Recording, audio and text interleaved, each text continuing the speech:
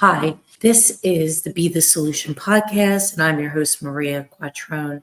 And today I welcome my guest, Anne Fadullon.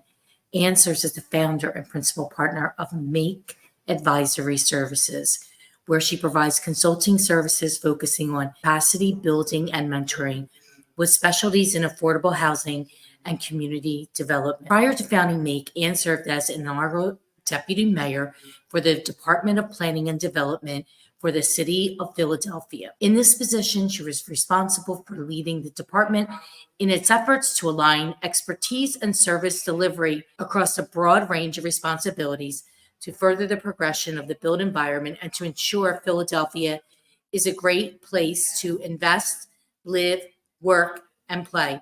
In this role, Anne was tasked with creating a new unified department from 6 formerly separate and distinct agencies. In addition to these city entities, her purview also included solidifying the relationship with the department's sister agency, the Philadelphia Housing Development Corporation, a 501c3 tasked with implementing many of the city's housing programs. To ensure coordination amongst the divisions of DPD, PHDC, and the public, Anne served as the chair of the Philadelphia City Planning Commission, the board of the Philadelphia Redevelopment Authority, and the board of the Philadelphia Land Bank. These consolidation and coordination efforts resulted in billions of dollars of both market and affordable development, securing affordable housing for tens of thousands of families in Philadelphia. Welcome, Anne Fadullon, to the Be the Solution podcast. Anne, I am so excited to have you on the podcast today. Welcome.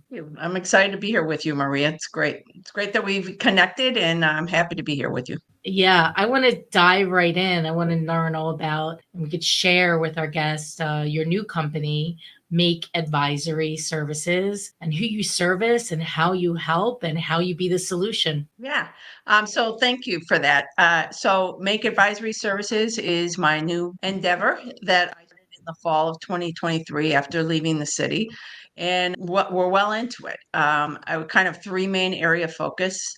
One is to support minority and women-owned developers to try to grow their business. And it's not just sort of looking at their projects and making sure their projects are feasible, but really getting into their business and how they can sort of grow and operate and think through things. Sort of that's where the advisory services piece comes in. And then the second one is affordable housing and community development. A lot of people know that I have a long background in that. So there's some affordable housing projects I'm working on and some community facilities in that regard. And then the third is something that kind of came out of left field a little bit, which is someone has characterized it as I'm your part-time COO, where departments or agencies that are going through a leadership transition may need somebody to come in the interim, help rebuild morale, help rebuild culture, kind of keep the trains running on time, but also think through maybe a strategic plan going forward and what that entity wants to look like in the future. And so there's that aspect as well. And then, of course, running through all 3 of those things is sort of government relations, because that touches everything. And so that kind of welds its way. And how we're being the solution, right, is to continuing to work very hard to make Philadelphia an amazing place to live, work, and play. Well, that's fantastic. I like to unpack each of these areas with you. Let's start with the part-time COO. What does that look like? And who do you service for that? What are some ideal companies? Yeah, so that's been interesting. So it's really more, I would say, kind of larger entities that are looking at that may have institutions or profits that have a real estate division or something going on where they've maybe had a transition or they're looking at a transition in leadership and kind of coming in there or maybe they've had a new transition and looking at how do we think through what they've got strategically, how do we bring kind of ideas into implementation, but then how do we work on team building, morale, and those types of things, which often happens when you're going through a leadership change, right? Either the new person may have a different leadership style than people are used to, or someone may be transitioning out because there's been some issues with the culture in the department. So really coming in and trying to figure that out. And how do you take, who is your team and how do you get that team to play the best that they can together? And I think, frankly, that builds off the experience I had in the city coming in 8 years ago and creating a brand new department out of several existing agencies and figuring out, who does the work, who does what work, where do people's talents lie, what kind of work would they like to do, and how do you take all that and really maximize the effectiveness. And so there's a high level of productivity, but also that people feel like it's a high level of reward and they really appreciate what they're doing every day and really look forward to coming in and working. That's a really cool idea, actually, and I didn't know that you were doing that. So Yeah, did that kind of like I happen said, with sort of just serendipity? popped up. It Say it was so again, it was Maria. I'm sorry. serendipitous.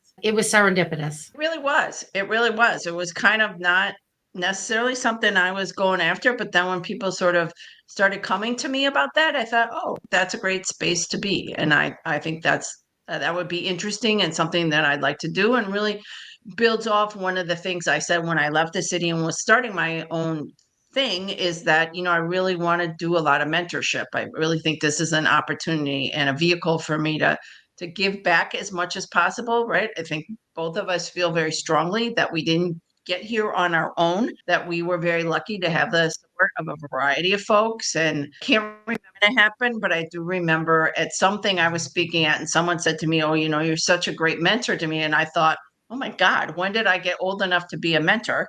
Right. And then realize, well, I am. And I've been in this business for quite some time. And as much mentorship as I can do, I would really like to participate that and engage as much as I can. Well, that's a beautiful thing, and I'm sure that you learned a lot at during your 8 years of working in the city of Philadelphia. I know that you worked on a team that was responsible for the Philly First grant with the $10,000 credit, and so that's a remarkable program that's still going on today. And so, can you tell me a little bit about how that came to be? Yeah, sure. So one of the things that was included in the charter change that created the Department of Planning and Development, was that we needed to do a sort of comprehensive housing plan, right? And when we first were approached with that, we kind of were like, really?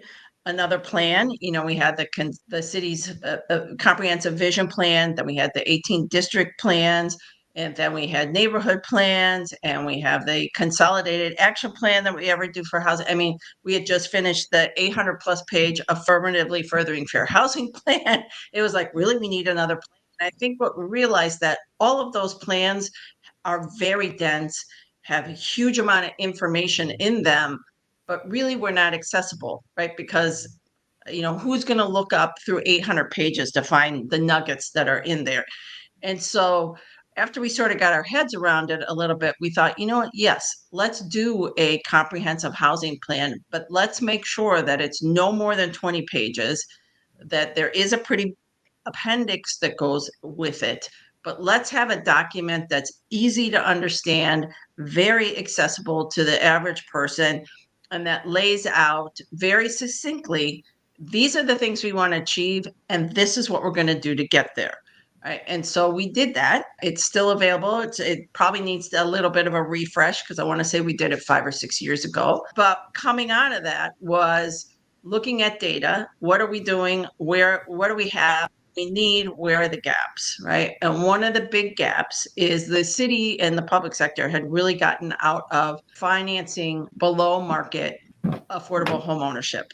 And that really came about after the recession of 2008 to 2012, in that it was very difficult for lower income folks to have credit score, get a mortgage. And so the units that were getting funded were kind of sitting there because people couldn't get a mortgage. And also the disparity between what it was costing the public sector to build a unit and what people can afford was very significant. And we really felt like we cannot fund that gap to the tune of $150,000 to $200,000 per unit, giving the limited resources we had and the amount of need we had. To put that much city subsidy into one unit, was just didn't make a whole lot of financial sense. And what we realized at the time was that the existing market, the median house sale, so half of the houses are valued higher, half of the houses were valued less, was about $164,000, right? And there was no way, as the public sector, we could produce a unit of housing at that level. And we realized that why people weren't able to access the existing market in Philadelphia is because they didn't have generational wealth. They couldn't come up with a down payment closing assistance. And we had for years had very minimal, you may recall, like it was a $500 or $1,000, right? That wasn't going to get people to the settlement table the way we really needed to. And so we said, well, what if we did $10,000? And all of a sudden, we dedicated about $3 million to sort of pilot it. Of course, as an agent, we burned through that $3 million in like 30 days or something like that.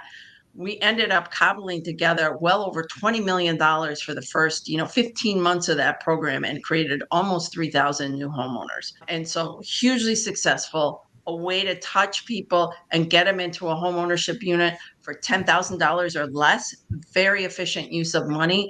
And I have to say, the real estate community really embraced that product and really helped a lot of people, provide them with the guidance they need to do credit access, other mortgage programs, that other assistance things, and package it together to create, literally thousands of first-time home buyers. Yeah, it's fantastic. And we know that if people don't soon get in a home, fortunately, they may never be able to get into being a homeowner. We know that home ownership is where generational wealth is born and then can be transferred on. And not only does it affect that one person, but all of their family after them. So it's critical to get more first-time buyers into homes. And I know, the city and the land bank now has the Turn the Key program, which is remarkable.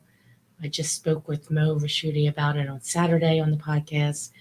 And that's really, really exciting stuff that the city is, putting out there and trying to make it a better place to work, live, and play. So, Anne, you mentioned about the affordable housing projects that you're involved. Are you working on these days on that? Yeah. So again, I'm advisory services. I'm acting as a developer, but I think it's no surprise to many that public process is the easiest ones to navigate. And so I think, really that role is helping people put the pieces together, whether it's sort of identifying a site that makes sense, or how do you cobble together the capital stack? These are not easy projects. I've spoken many times to say if a lot of private developers actually saw the capital stack that it takes to do a low-income housing tax credit project, for example, their heads would explode. It's complicated. You have to go after different types of funding sources. It's to find a suitable site. And some people have sites and they don't know who would be a feasible developer. So it's identifying that. And then just sort of helping folks through the process about, if they run into a hurdle with whether it's getting public land, whether it's getting something entitled, whether it's making sure that they're accessing all the different types of funds they may need. It's kind of whatever they need to help get these across the finish line. We're offering those types of advisory services. So and in some respects, with some of the minority developers I'm working with, it's really figuring out how can they partner with maybe a prime in order to get their feet wet and then get to the point where they can be the prime. And I'll have to say the Pennsylvania Housing Finance Agency, PHFA, in their action plan about how they're going to distribute the tax credits now offer points for having a true minority equity partner, and then also allows you to submit additional applications if you have a true minority equity partner, right? So it's really helping also turn the lights on that piece of their program. So it's that, but then it's also helping maybe some of the smaller guys access the Turn the Key program, right? Maybe they've done a unit or two and they're trying to now do 5 units or 10 units. It's not an easy process. And you have to make sure all your I's are dotted and your T's are crossed.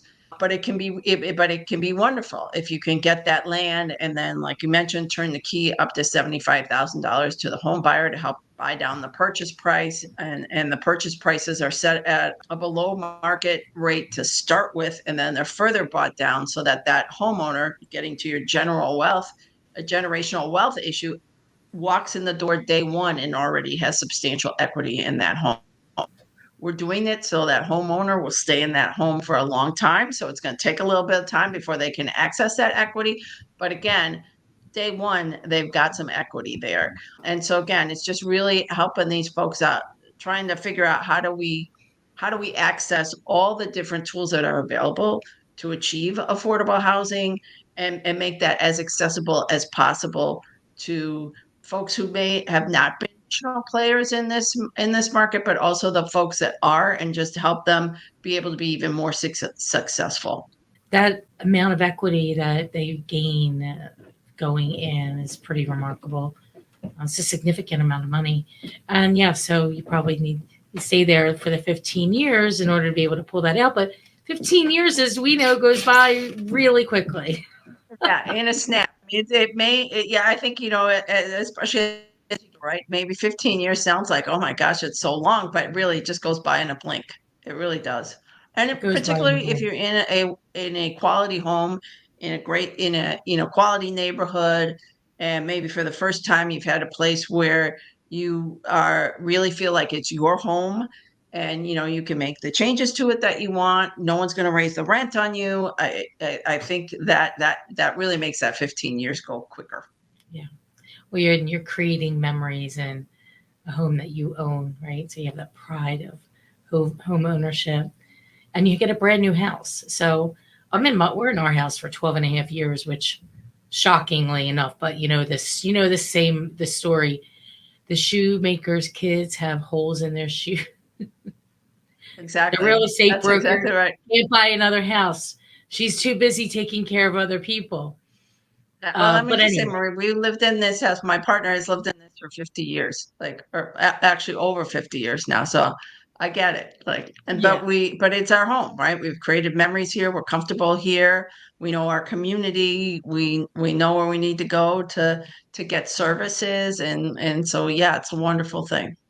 yeah. Well, you create routines, right? And you create, like you said, that community, and it's hard to like give all that up and start all over. But you know, we all do it. The fact that they have a brand new home, and that means like the whole thing about new construction is that it's new construction, right? So chances of things breaking or hot water heaters going and things like that are very low in the new construction home versus, as I say, a used home. Because we have a lot of clients that go into the house and they have a home inspection and then they want all these things fixed. I go, we're buying a used house. Like we know these things were somewhat of a little bit of an issue prior to, so you can't expect to have a used home be perfect, I guess is the point. I think all of us that have been homeowners know that our homes are never done, right? There's always something. There's always something, another project around the corner, right? So within the people that you're advising on development, and tell me like what that looks like and who is the market. I know you said, primarily minorities, but how do you work with them? Like exactly the process. Yeah, so I think it is sort of this combination of things. I mean, some of them are working on specific projects, so it's looking at that project and figuring out what needs to be done to make it financially feasible and a benefit to them, right? And also looking at things and saying, you know what, this one's never working or not working for many, many years or whatever, let it go. Right. So it's doing that, but then it's also saying, tell me about your business, tell me about what you'd like to achieve, and let's figure out a path to get there. So I think what often happens when you're trying to grow your business is you sort of chase everything, right? If you're chasing everything, you're chasing nothing, right? Same thing as if everything's a priority, nothing's a priority because you just Exactly. can't do it. So it's saying, okay, let's look at the laundry list of things that got going on. Let's try to prioritize maybe the top five, and we're going to focus the majority of our energy on these top five. And then the next five, we're going to kind of keep our eye on those and maybe do some things. And then the rest of it, we're letting go. And don't get diverted, right? Keep your eye on the prize. Let's get some of this stuff across the finish line. Let's get some of that equity back into your pocket so you can, go on to either bigger deals or the next deal or whatever. But stop chasing everything and running all over the place. And then also, really gets down to even very detailed stuff. Like if we're having a meeting with this person, what or our company, what is it we want to achieve? What do we want to have the tone of the meeting be? Let's talk about it. Let's figure out how you're going to get there. Right.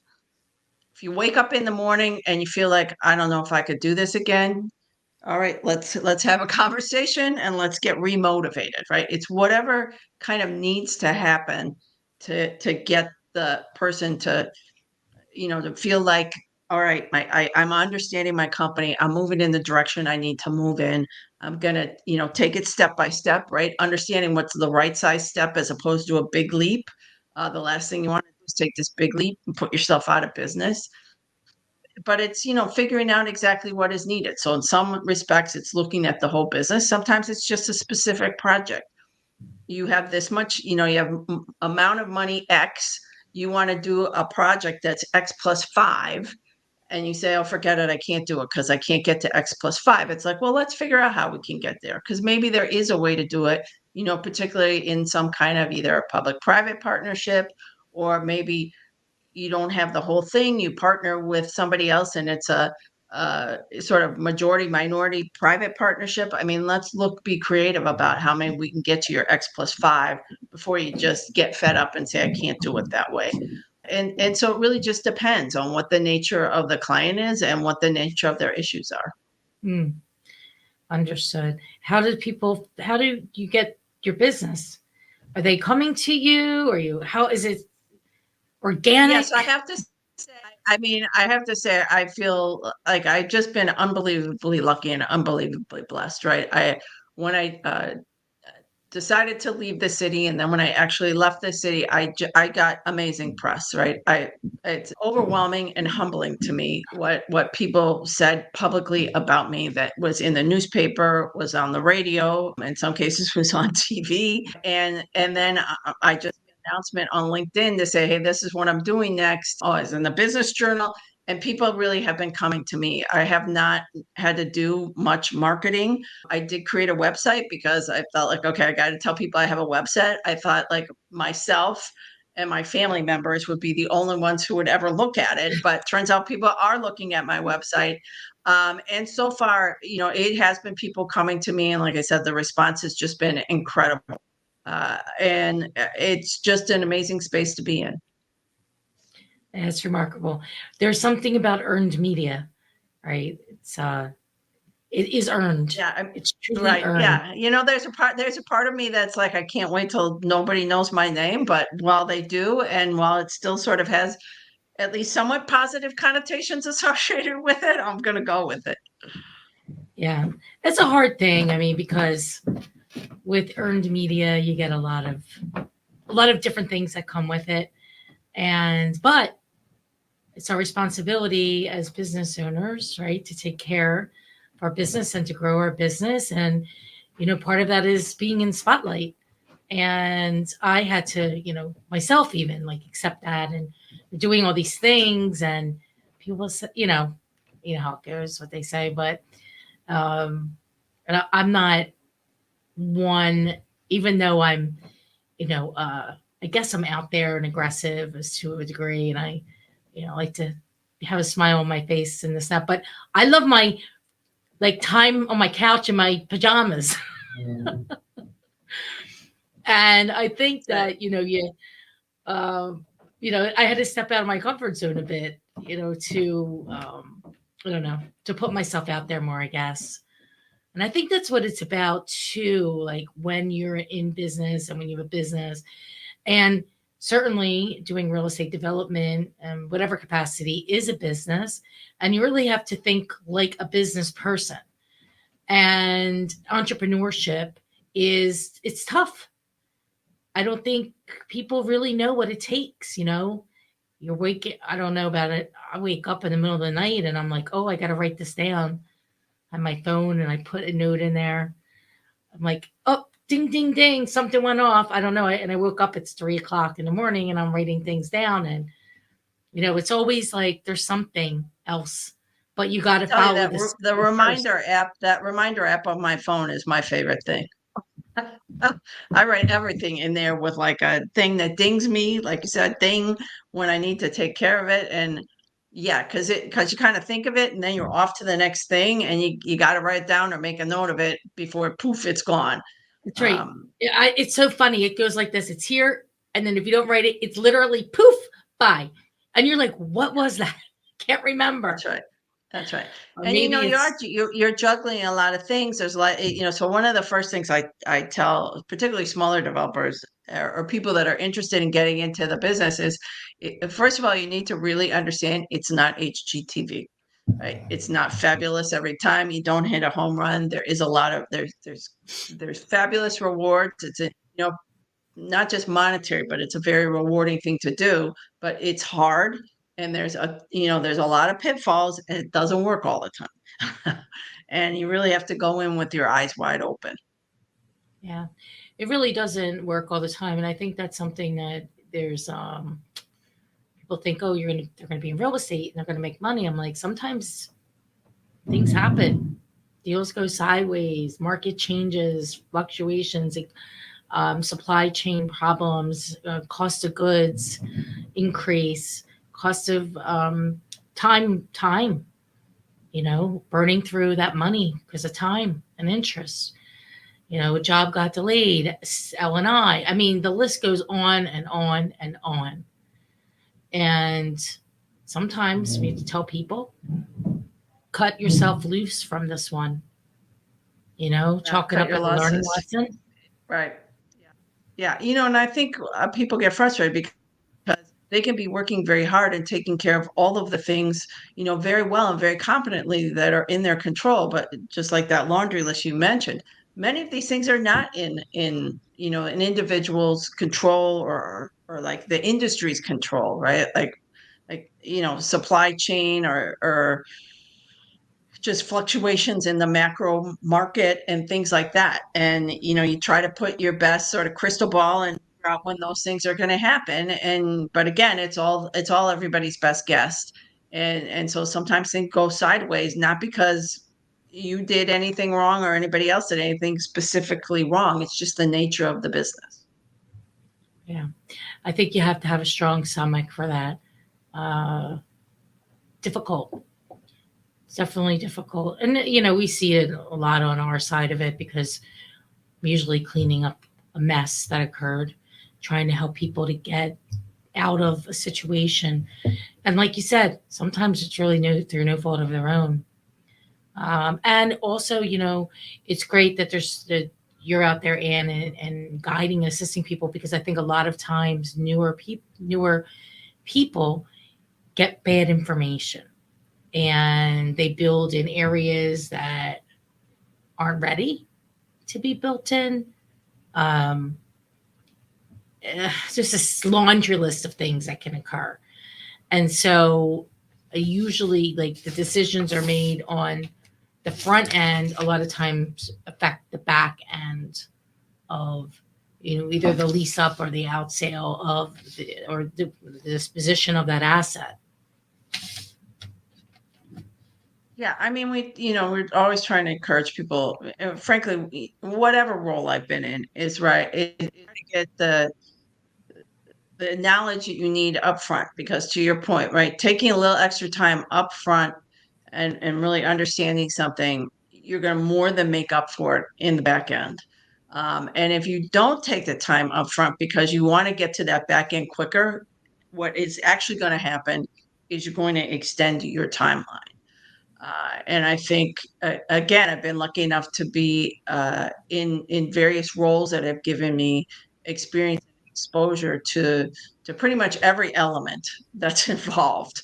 And getting folks to understand that the process may not always seem rational, although there are reasons behind certain things. And rather than sort of saying, well, they want the prices to be a certain way. Logically, it makes sense for them that it would operate a certain way. And rather than sort of bullying your way, trying to say, this is how I think it should be, you really kind of have to back and say, all right, this is how the process is.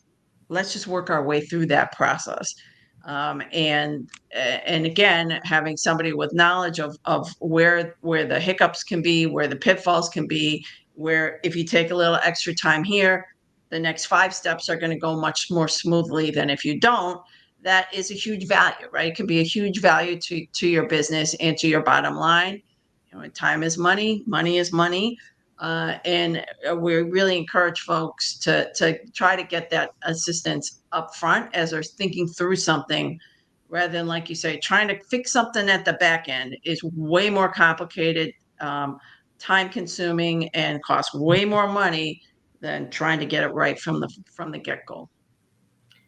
And emotionally draining.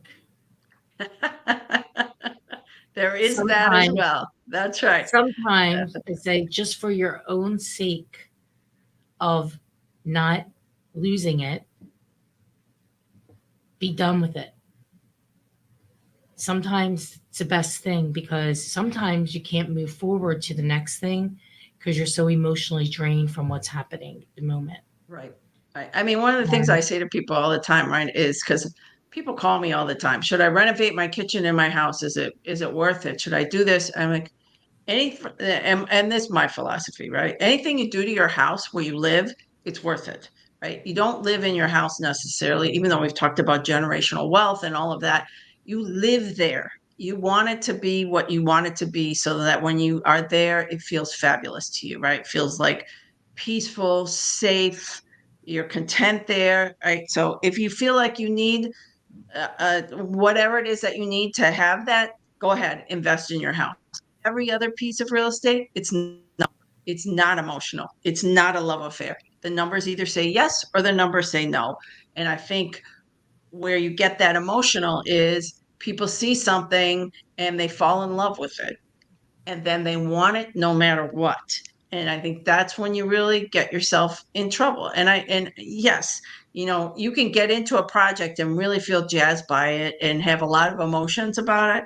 But in some respects, you got to be able to take that step back and say, the numbers either say yes or the numbers say no. And not just feel like you're so emotionally invested that you just got to go forward no matter what. No. Your own house or where you live, yes. Everything else, numbers say yes, numbers say no. Easier said than done for a lot of people. Definitely. That Yes, is for for most sure. people. We are human beings. Yes. And I try to talk people out of throwing more money at something, because there's already so much risk. They've already taken it. They're in the hole. Get out now. But That's right. people It's fall sort in of love like, with do you want to be in a 3-foot hole? Or do you want to be in a 10-foot hole? That's your choice, unfortunately. Yeah. Yeah, and I really hate when they end up picking the 10-foot and then now they're in deep water. But it is part of it, and we don't get to make the decisions for people. It's funny, Anne, when I look, we look at pricing for clients, and I say, here's how I price things when I look at a deal.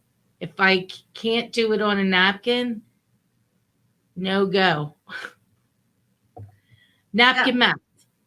I can do That's math right. in my I head. mean, you're right. There's sort of like 3 or 4 key things that you can very quickly get to, and you kind of know based on that okay, based on that napkin math, am I even going to go into the detailed spreadsheet math? Right. And so very quickly you can kind of say, get rid of it. All right, keep it. Let's take it to the next level. But yeah, I think anybody who's been in this business for a while has some version of napkin math, so that they can kind of very quickly either go for something or not. And even if you sort of go for it, there's still a few other levels before you really go for it. Exactly. But yes, I think we all kind of rely on that. Yeah. And I always say, especially in people in the beginning, it's like, don't, this isn't that complicated. If you're making it complicated, then it's probably not the right one to do. Because it shouldn't be complicated just from the very beginning, first step. Right. No. And again, after you've sort of done this for a little bit, it should almost be intuitive that you look at something and it's either clicking or it's not. But it takes a while to get there, right? It does. And that's not always 100% accurate, right? There is no 100%, and it really does take a while to learn this. There isn't. Even when everything aligns, something could happen. And I think that's one of the biggest things in real estate development is you have to be okay with the risk.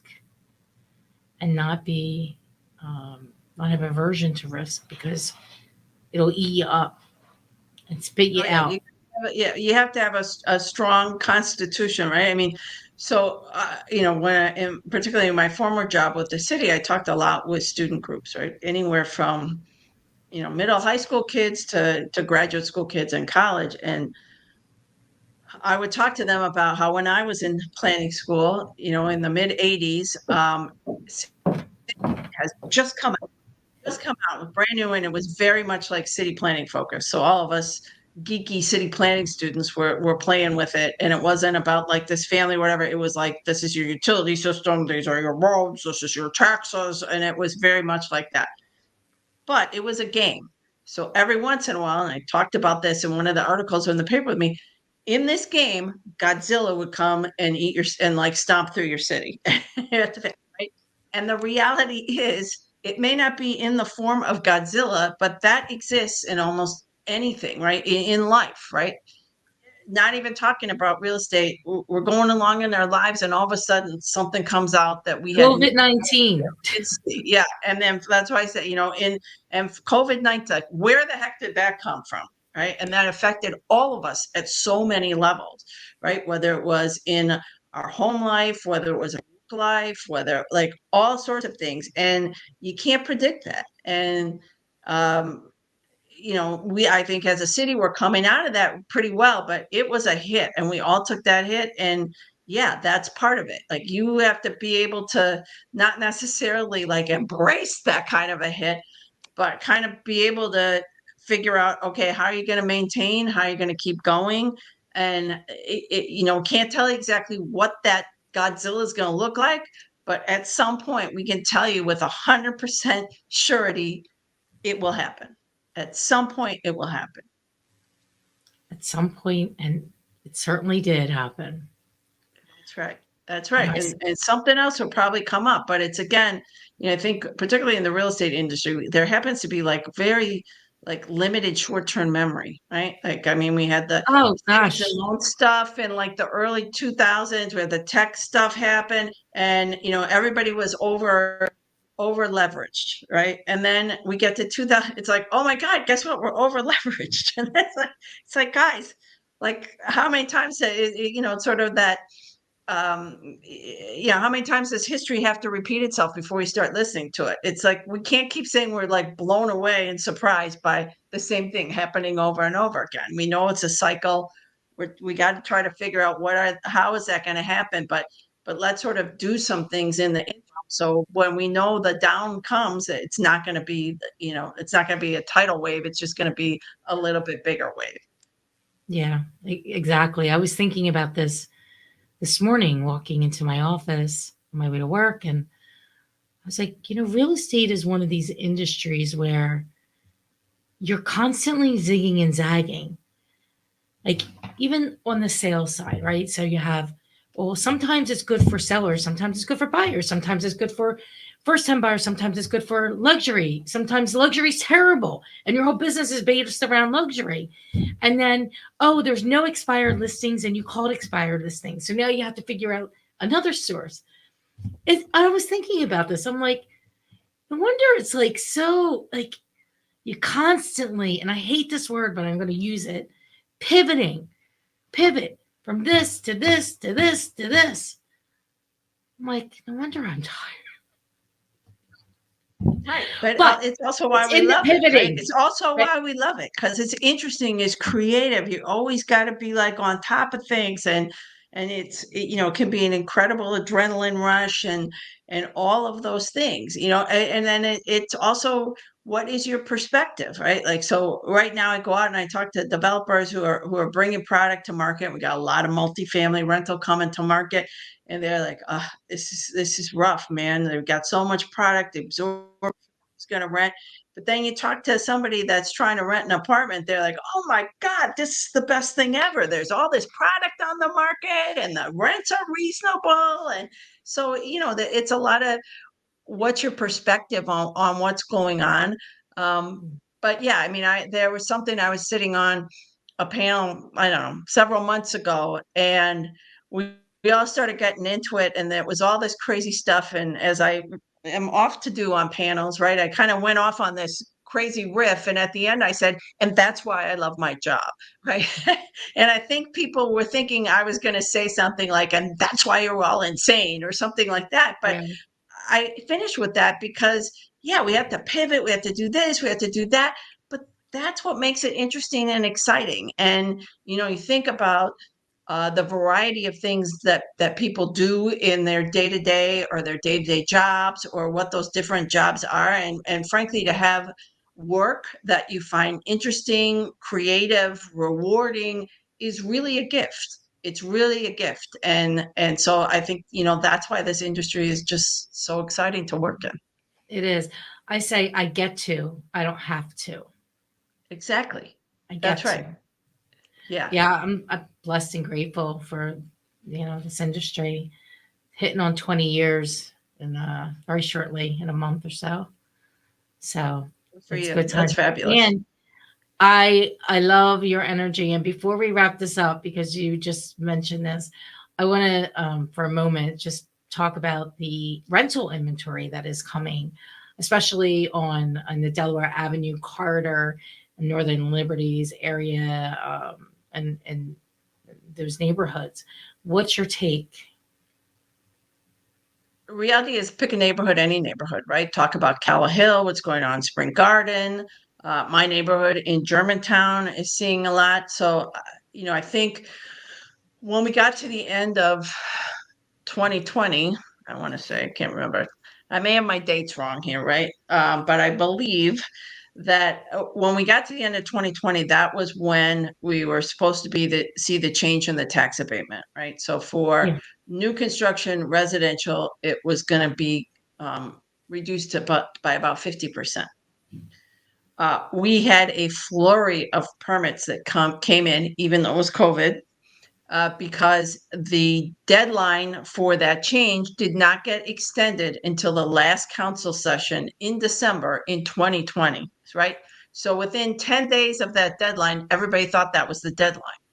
And then all of a sudden, it wasn't a deadline anymore, and people got another year, another bite, right? But then what happened at the end of 2021 was not only the reduction in the tax abatement on new construction. I should mention, if you're doing a renovation, or a rehab of a vacant building, adaptive reuse, you still get 100% of the abatement. But at the end of 2021 was coming the change in the abatement plus the 1% construction impact tax. So that year, 26,000 residential permits permitted in the city of Philadelphia. I think we blew every other place in the country out of the water, particularly because we were still in the midst of COVID. And I'll just say, on the government side, we're like, okay, we're going to process as many of these as we can. There was a whole stack of them we didn't get to, but that was a huge amount to get done. And we all thought, all right, they're going to pull their zoning permits, but half of them will pull building permits. Well, it turns out everybody's building permit. And then we thought, okay, everybody's pulling building permits, but like a handful of these are actually going to get built. I think with the sort of perfect storm of the changes in the interest rates and blah, blah, blah, people built these. And so we've got a lot of units coming on. It's going to be rough, right? It's probably going to be rough for the next year or two, depending on what happens with interest rates, right? But then I think we're going to be okay. Because the key thing is like when venture capital starts to come back into life sciences and how life sciences maybe morphs, right? We're seeing different types of requirements and needs in that space, but we are, as a city, unbelievably well positioned, and we can get ourselves better positioned during this like couple year period we've got to really be at the forefront of life sciences and growth. So we will have that at some point, and those jobs will come.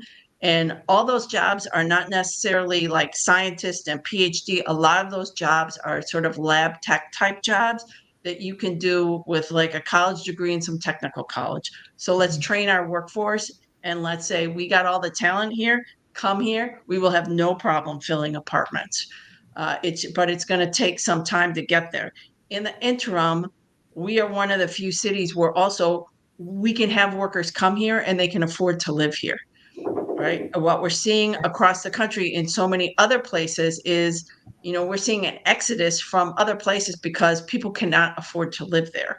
And people can afford to live here. We got some work to do, right? We've got some pretty deep poverty and we need to create some unbelievably affordable units, and we need a lot of them. So we've got to figure that out. But relative to other places, people can be here. And that is one of our greatest assets. And we need to really continue to work on that.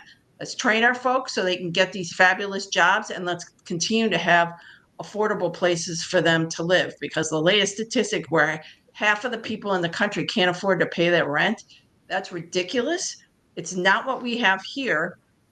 Let's keep doing what we've been doing and get better at housing our people that need housing the most, our most vulnerable residents. We got to get a lot better at that.